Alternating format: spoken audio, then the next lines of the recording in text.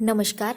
એક તરફ સરકાર સૌ ભણે સૌ આગળ વધેના નારા લગાવી રહી છે, તો બીજી તરફ છેલ્લા 4 વર્ષથી બાળકો શાળાના ઓરડા વગર અભ્યાસ કરી રહ્યા છે। આ વાસ્તવિકતા છે છોટાઉદેપુર જિલ્લાના કવાંટના સૈણીવાસ ગામમાં આવેલી ગટોલ ફળિયાની પ્રાથમિક શાળાની છે, જ્યાં 55 જેટલા વિદ્યાર્થીઓ છેલ્લા 4 વર્ષથી શાળાની દિવાલના સહારે ભણી રહ્યા છે। તો બીજી બાજુ આ ડબલ એન્જિનની સરકારની વાતો કરનારા નેતાઓ સ્ટેજ પર ચડીને વિકાસના બમણા ફૂંકી રહ્યા છે। ધોરણ 1 થી 5ની આ પ્રાથમિક શાળા છે, તેમાં એક શિક્ષક છે।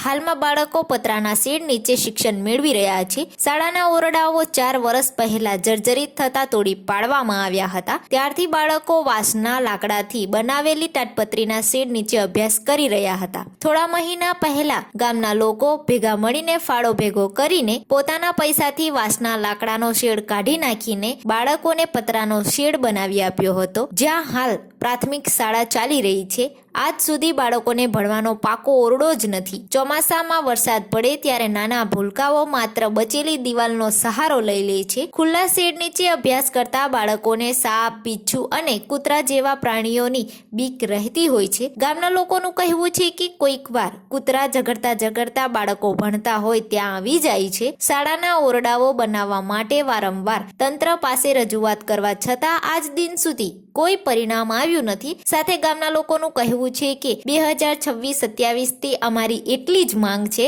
કે બીજી શાળાઓના બાળકોને ભૌતિક સુવિધાઓનો લાભ મળે છે, ત્યારે અમારી શાળાના બાળકોને પણ ભૌતિક સુવિધાનો લાભ મળે તેવી અમારી માંગ છે। શેરડી વાસણ ખટોલ ફળિયાની અંદર પ્રાથમિક શાળા છે, એ 2 ઓરડા હતા સર્જિત હતા, એ તોડી પાડેલા હતા અને અમારે વહેલું થાય એ અમારી માંગ છે અને કોઈ તંત્ર ધ્યાનમાં લેતા નહીં। અને આ જે શેડ છે એ ગામ લોકોથી બનાવેલો છે અને વરસાદ પડે એટલે છોકરા ચારે બાજુથી ટપકે એટલે એક જ જગ્યાએ ઊભા રહે અને અમારે વહેલું થાય એ અમારી માંગ છે। પણ આ કૂતરા પણ અંદર આવી જાય અને એરા પણ અંદર આવી જાય, કૂતરું કેળેલું એ પણ પુરાવા અમારી પાસે છે।